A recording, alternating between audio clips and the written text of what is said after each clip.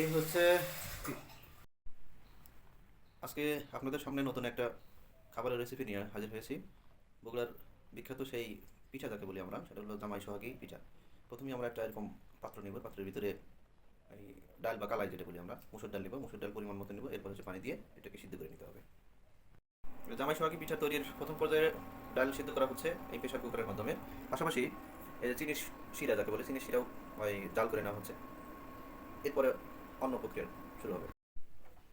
এই যে ডাল সিদ্ধ করা হয়ে গেছে, সিদ্ধ ডালের মধ্যে আটা অর্থাৎ চাউলের আটা বলে, ঢেঁকি ছাটা আটা অথবা ঢেঁকি ছাটা ছাড়াও এই সেই চাইলের আটাটা আপনি এইভাবে দিতে হবে এবং তারপরে গুটে নিতে হবে। দেখুন এই যে এইভাবে গুটে খামি করে নিতে হবে। কিছুক্ষণ রাখলেই ঠিক ডালের সাথে এবং আটা মিক্সড হয়ে যাবে। মিক্সড হলে এটা সুন্দর করে খামি করে নিতে হবে। খামি বানানো শেষ, মানে আমাদের খামি বানানো হয়ে গেল।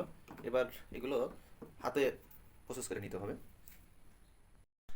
একটু মোটা করে এভাবে সাইজ করে নিতে হবে।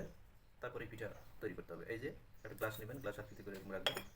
তারপরে যে এইভাবে কাটতে হবে, যে আকৃতির পিঠা বানাবেন। এই যে দেখেন পিঠা, এটাই হলো বগুড়ার জামাই সোহাগী পিঠা। কেটে নেবেন, সুন্দর আকৃতি করে কেটে নিতে হবে।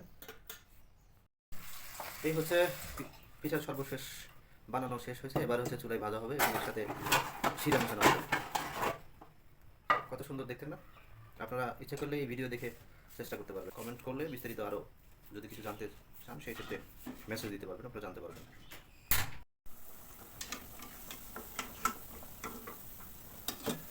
এই ভাজানো পিঠা মিষ্টির শিরার মধ্যে দেওয়া হচ্ছে। মিষ্টির শিরা দিতে কিছুক্ষণ জাল দিতে হবে, তারপর আবার সেই শিরা থেকে সেগুলো তুলে নিতে হবে।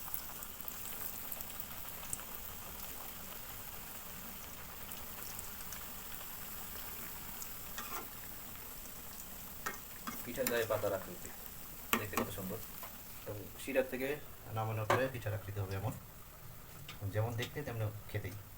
সেই জন্য এটা জামাই সোহাগী পিঠা। এটা পিঠা ভাজানোর শেষে দেখেন কত সুন্দর দেখা যায় জামাই পিঠা।